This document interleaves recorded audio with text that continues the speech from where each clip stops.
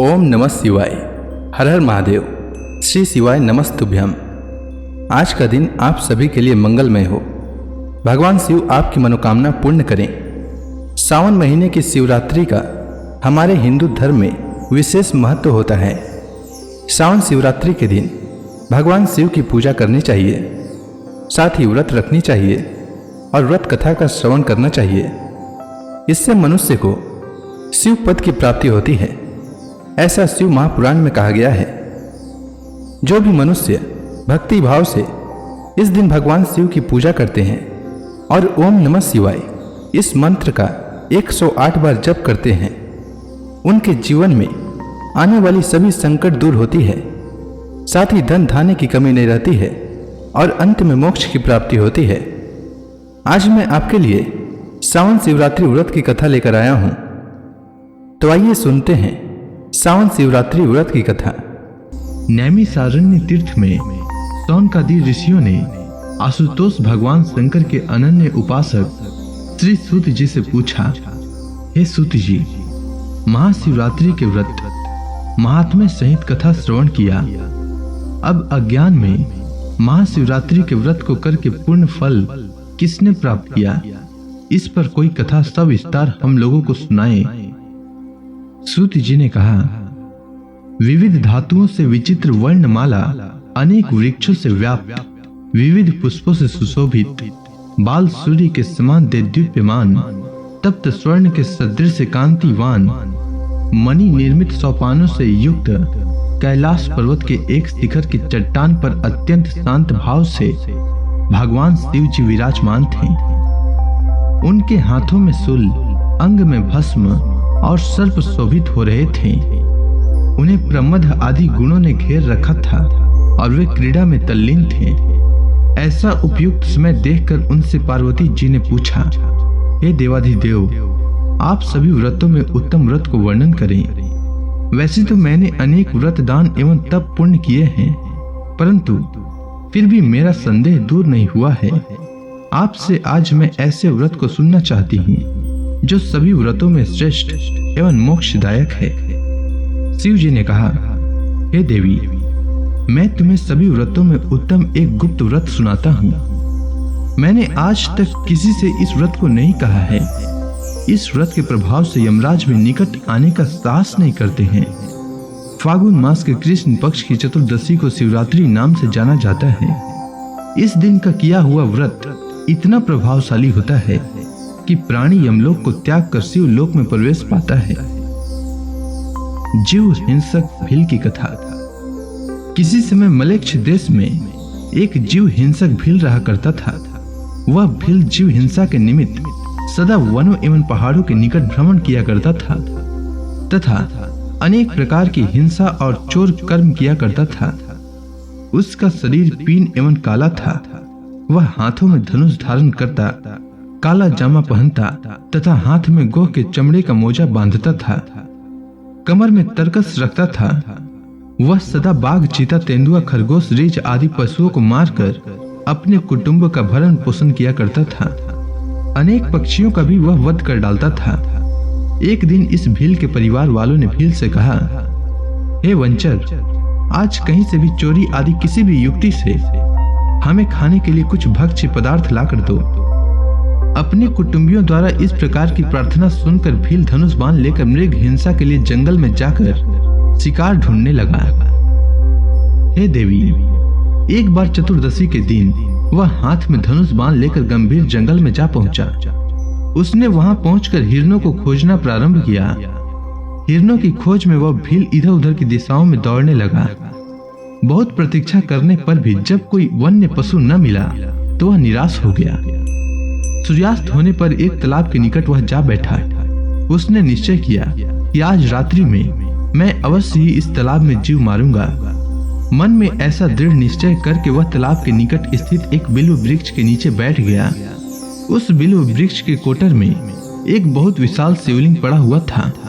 इस व्याध ने अपने दाहिने हाथ से बेल पत्र तोड़कर शिव पर चढ़ा दिया।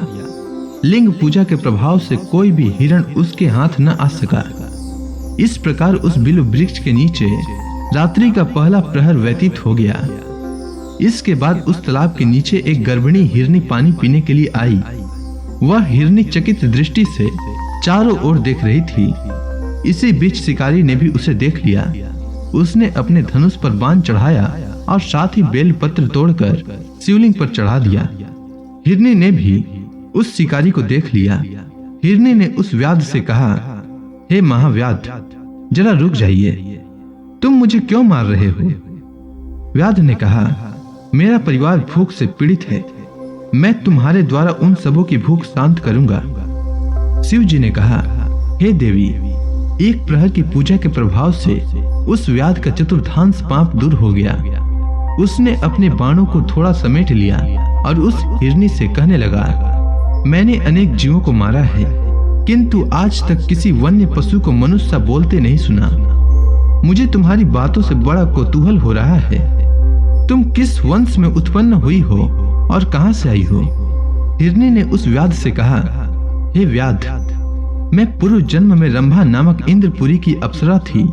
अत्यंत सुंदरी होने के कारण मेरे मन में बड़ा गर्व था। मैंने अपनी सुंदरता के बल से महादानव हिरणाक्ष को भी अपना पति बना लिया। मैंने उनके साथ बहुत काल तक भोग किया। दूसरे दिन जब मैं उनके साथ खेल रही थी, तभी शिव जी के सन्मुख तांडव नृत्य प्रारंभ हुआ। मेरे शिव जी के सामने पहुंचते ही शिव जी ने मुझसे पूछा, सच सच बता, तू कहाँ थी? नहीं तो मैं तुम्हें शाप देता हूँ। शाप की बात सुनकर मैंने कहा, हे देव, मैं घर पर एक दानव के साथ विहार कर रही थी। शिव जी मेरे बातों से क्रुद्ध हुए और बोले, तेरा प्रेमी हिरणाक्ष हिरण बनेगा और तू उसकी पत्नी। तुम 12 वर्ष से कुछ अधिक ही सुख से रहित रहेगी और पारस्परिक सुख के कारण ही तुम्हारे शाप का अंत होगा। जिस समय तेरे सामने व्याध आएगा, तब तुम्हें पूर्व जन्म का स्मरण होगा। वहां मेरे लिंग का दर्शन करने से तेरा छुटकारा होगा और तू अपने स्वरूप को प्राप्त हो जाएगी। हिरनी ने उस व्याध से कहा, शिव जी के शाप से मैं इस पृथ्वी पर हिरनी होकर घूम रही हूँ। मैं इस समय गर्भिणी हूँ, अतः मुझे न मारो। इसी रास्ते से एक दूसरी हिरनी आ रही है, तुम उसे मारकर अपने कुटुंब का भरण पोषण करना। मैं प्रसव करने के बाद कल आपके पास आ जाऊंगी, ऐसा मैं शपथ पूर्वक कहती हूँ। शिव जी ने कहा। उस हिरनी की बात से वह व्याध असमंजस में पड़ गया। फिर कुछ सोचकर उससे दूसरे दिन आने का वचन लेकर उसे छोड़ दिया। उस हिरनी ने व्याध के पास पुनः आने के लिए शपथ पूर्वक कहा, हे व्याध, जो द्विजवेद भ्रष्ट होकर संध्योपासन आदि कर्मों से रहित हो, दानी के बीच में विघ्न डालने वाला हो, जो दीपक से दीपक जलाता अथवा पैर से पैर धोता हो, जो अपने स्वामी मित्र बालक ब्राह्मण आदि का वध करता हो, जो सपत्नियों में द्वेष रखता हो, जो कृषक एक ही हल में 3 बैलों को चलाता हो, जो वेद निंदक हो, जो कुटुंब का पालन पोषण न करता हो, जो माता पिता में श्रद्धा न रखता हो, जो पर स्त्री गामी हो, इन सभी पातकों की भागिनी मैं बनूं यदि अपनी प्रतिज्ञा पूरी न करूं। दूसरा प्रहर आने पर व्याध शिव शिव का उच्चारण करता रहा। उसे नींद नहीं आ रही थी। इसी बीच तालाब पर दूसरी हिरनी आई। शिकारी ने उस हिरनी को देखकर भी बेलपत्र चढ़ा दिया। तदंतर उस शिकारी ने धनुष पर बाण चढ़ा लिया। हिरनी ने उस शिकारी से पूछा, हे धनुषधारी, मैं जानना चाहती हूँ कि इस रास्ते से एक गर्भिणी हिरनी आई थी अथवा नहीं, आप सच सच बताएं। शिव जी ने कहा। उस हिरनी की बात सुनकर शिकारी चकित हो गया। उसकी बोली भी पहली हिरनी जैसी ही लगती थी। शिकारी ने कहा कि पहली हिरनी घर चली गई है, अब मैं तुझे मारकर अपनी भूख मिटाऊंगा। हिरनी ने कहा कि मैं इस समय कामातुर हूँ, विरह अनल से तप्त हूँ, तुम मुझे छोड़ दो। इसी रास्ते एक मृग आने वाला है, उसके द्वारा तुम्हारी तृप्ति हो सकेगी। शिव जी ने कहा। उस हिरनी ने भी पहली हिरनी की भांति ही शपथ दिया और वह शिकारी के चुंगल से मुक्त हो गई। वह हिरनी जल पीकर पलायित हो गई। व्याध उसी पेड़ के नीचे बैठा रहा। उसका तीसरा प्रहर भी समाप्त हो गया। उसने बेलपत्र तोड़कर शिव जी पर डाल दिया। इसके अनंतर उस व्याध ने एक विशालाक्ष हिरण देखा। वह अत्यंत हृष्ट पुष्ट और सुडौल आकार वाला था। उसको मारने के लिए व्याध ने धनुष पर बाण चढ़ा लिया। उधर उस शिकारी को हिरण ने भी देख लिया। वह अपने मन में सोचने लगा, आज मेरी मृत्यु अवश्य ही होगी। मेरी दोनों हिरनियों को इस व्याध ने अवश्य ही मार डाला होगा। स्त्री के बिना जीवन व्यर्थ है, क्योंकि पत्नी के बिना धर्म अनुष्ठान नहीं हो सकता और न तो सांसारिक सुख भोग ही किया जा सकता है। अतः उसने व्याध से पूछा, हे नरश्रेष्ठ, मैं आपसे एक बात पूछना चाहता हूँ। कृपया आप उसका ठीक ठीक उत्तर दें। इसी मार्ग से पहले 2 हिरनियां आ चुकी हैं, तो क्या आपने उन दोनों को मार डाला या वे अपने घर चली गईं? हिरण की बात सुनकर व्याध ने अपने मन में सोचा, यह कोई सामान्य हिरण नहीं हो सकता। ऐसा सोचकर उसने विस्मित होकर हिरण से पूछा, वे दोनों हिरनियां अपने घर चली गई हैं, किंतु तुम्हारी दूसरी रजस्वला स्त्री ने तुम्हें मुझे देने का वचन दिया है, अतः मैं तुझे किसी प्रकार भी नहीं छोड़ सकता। शिव जी ने कहा। व्याध की बात से वह हिरण भयभीत होकर उससे पूछने लगा, तुमने दोनों हिरनियों को क्यों छोड़ दिया? शिव जी ने कहा, व्याध के सन्मुख हिरनियों द्वारा किए गए शपथ को उस हिरण से व्याध ने कह सुनाया। मृग प्रसन्न होकर बोल उठा, हे व्याध, मेरी हिरनियों ने तुमसे जो शपथ किए हैं उन्हें मैं भी दोहराता हूँ, अतः तुम मुझे यहाँ मत मारो। मैं अपनी ऋतुमती स्त्री से संभोग कर तुम्हारे घर निसंदेह आ जाऊंगा। शिव जी ने कहा। उस मृग की बात सुनकर व्याध कहने लगा, तू मुझे बातों में फंसाकर धोखा देना चाहता है, अतः मैं तुझे कदापि नहीं छोड़ सकता। उसकी बात सुनकर मृग ने अपनी पत्नियों द्वारा प्रदत्त वचन को व्याध के सन्मुख पुनः दोहराया और कहा कि यदि मैं तुम्हारे पास न आऊं तो मेरा सभी सत्य नष्ट हो जाए। शिव जी ने कहा, अब तक उस व्याध के सभी कुलस नष्ट हो चुके थे, इसीलिए उसने मृग की बातों का विश्वास करके उसे छोड़ दिया। हिरण उस तालाब में जल पीकर जिस रास्ते वहां आया था, पुनः उसी मार्ग से वापस चला गया। उस समय तक प्रातः काल हो चुका था। बिल्व पत्र के नीचे से बाहर निकलते हुए शिकारी ने अनजाने ही बिल्व पत्र तोड़कर शिवलिंग पर डाल दिए। शिव पूजा के प्रभाव से उस शिकारी के संपूर्ण पाप विनष्ट हो चुके थे। भूखा रहने के कारण वह निराशा भरी दृष्टि से चारों ओर देखने लगा। इतने में ही बच्चों सहित वहां दूसरी हिरनी भी आ पहुंची। उसने धनुष पर बाण का संधान किया, किंतु इसी बीच आगंतुक हिरनी बोल उठी, हे धर्मात्मना, बाण मत छोड़ो, अपने धर्म का पालन करो, क्योंकि मैं सभी प्रकार से अवध्य हूं। शास्त्रों में कहा गया है, सोते हुए राजा को, मैथुन में रथ प्राणी को, स्तनपान कर रहे बच्चे को, रोगी को और बच्चों से युक्त हिरनी को नहीं मारना चाहिए। उस हिरनी ने व्याध से कहा कि यदि तुम मुझे मारना ही चाहते हो तो मैं अपने बच्चों को घर पर छोड़ आऊं तब मारना। यदि मैं न आऊं तो उसी पाप की भागनी बनूं जिससे स्त्रियां स्वपति को त्याग कर पर पुरुष में आसक्त होने पर बनती है। शिव जी ने कहा। व्याध से मुक्त होकर वह हिरनी अपने बच्चों को लेकर घर चली गई। इधर व्याध भी अपने घर के लिए तेजी से चल पड़ा। घर पहुंचते ही उसके भूखे बच्चों ने उसे घेर लिया। उसके घर में न तो मांस था न अन्न ही। सभी बच्चे निराश हो गए। शिकारी अपने मन में बार बार उन हिरनियों का ही स्मरण कर रहा था। इतने में ही उसकी पत्नी ने कहा कि तुमने तो आज रात भर व्रत रखकर सभी लोगों को भूखा ही मार डाला। पत्नी की बात सुनकर उस व्याध ने कहा, हे प्रिय, मैं कल रात से भूखा हूं और मुझे नींद भी नहीं आई। कल रात में जो हिरण और हिरनियां मुझे मिली वे अपनी प्रतिज्ञाबद्ध होने के कारण मेरे यहाँ आएंगी और मैं उनका वध करके परिवार को तृप्त करूंगा। शिव जी ने कहा, हे देवी, वह हिरण व्याध के पंजे से मुक्त होकर अपने हिरनियों के पास चला गया। उसकी एक मृगी ने प्रसव किया, दूसरे ने संभोग की इच्छा प्रकट की और तीसरी ने अपने बच्चों की रक्षा के लिए प्रार्थना की। हिरण ने ऋतुमती मृगी की इच्छा पूर्ण करके कहा, तुम सब यहीं रहकर बालकों की देखभाल करना। अब मैं व्याध के पास जा रहा हूँ, क्योंकि मैंने उसे वचन दे रखा है।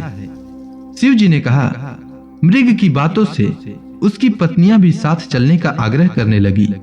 वे सब बहुत ही दुखी होकर कह रही थी, पिता, भाई, पुत्र आदि सभी सीमित वस्तु देते हैं, परंतु पति से अपरिमित वस्तु की प्राप्ति होती है। अमित दानी भर्ता वेदे ही, इसीलिए स्त्रियों के लिए पति ही परम गति है। पति के बिना नारी का जीवन सुना है, अतः मैं भी तुम्हारे साथ चलूंगी और साथ ही मरूंगी। शिव जी ने कहा, उस मृग की पत्नियों ने विरह कातर होकर मरने का निश्चय किया। परिवार के शोकावस्था से वह मृग बहुत ही दुखी हुआ। वह सोचने लगा, यदि मैं वचनबद्ध होकर भी व्याध के पास नहीं जाता हूँ तो धर्म का नाश होगा और जाने पर कुटुंब का अंत हो जाएगा। वह दुविधा की स्थिति में पड़ गया। अंत में धैर्य धारण कर उसने व्याध के पास जाना ही उचित समझा। वह व्याध के आश्रम की ओर चल पड़ा। उसके पीछे पीछे उसकी पत्नियों ने भी उसका अनुगमन किया। वहां से अपनी स्त्री पुत्रों को साथ लेकर वह मृग उस भूखे व्याध के पास आ पहुंचा। मृग ने व्याध से कहा, हे व्याध, पहले तुम मुझे मारो, तत्पश्चात इन सभी को। तुम्हारे बाणों से मरकर आज हम लोग स्वर्ग को जाएंगे और तुम्हें किसी प्रकार का पाप भी नहीं लगेगा। मृग की बातों से उस व्याध के मन का अज्ञान दूर हो गया। वह बोला, हे मृग, तुम अपने घर लौट जाओ। तुम्हारी सत्यता से मैं अत्यंत प्रसन्न हूँ। मुझे मांस नहीं चाहिए। तुम मेरे बंधु, गुरु और मित्र हो। मैंने आज से अहिंसा का व्रत ले लिया है और अपने हिंसक शस्त्रों को तोड़कर फेंक दिया है। अतः अब तुम निर्भय होकर लौट जाओ। शिव जी ने कहा। इतना कहकर शिकारी ने धनुष बाण तोड़ डाले और मृग की प्रदक्षिणा करके उसे नमस्कार किया। स्वर्ग से पुष्प वृष्टि होने लगी। इतने में एक देवदूत सुंदर विमान लेकर स्वर्ग से आ उपस्थित हुआ। उसने शिकारी से कहा, हे महाव्याध, इस विमान में बैठकर सदेह स्वर्ग को चलो। शिवरात्रि के प्रभाव से तुम्हारे सभी पाप नष्ट हो चुके हैं। शिवरात्रि के दिन तुमने अनजाने में ही उपवास और जागरण द्वारा शिव जी की पूजा कर डाली। हे धर्मात्मन, तुम्हारी इसी नाम से नक्षत्र मंडल में अस्थायी निवास होगा। इसके बाद उसने उस मृग को संबोधित करके कहा, हे मृग, तुम अपनी स्त्री और पुत्रों के साथ इस विमान में बैठकर स्वर्गारोहण करो।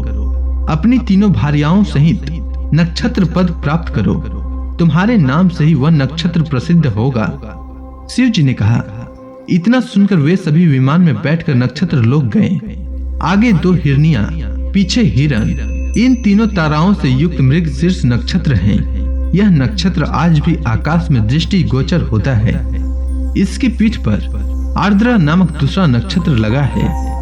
शिव जी ने कहा, हे पार्वती, मैंने ऐसे महत्वपूर्ण शिवरात्रि व्रत का तुमसे वर्णन किया। यह व्रत शिवलोक की प्राप्ति कराने वाला है। इस व्रत के समान पाप नाशक और मोक्षदायक दूसरा व्रत नहीं है। तो इसी के साथ महाशिवरात्रि व्रत की कथा समाप्त होती है। अगर आपको यह कथा अच्छी लगी हो तो कमेंट सेक्शन में ओम नमः शिवाय लिखना न भूलें। धन्यवाद।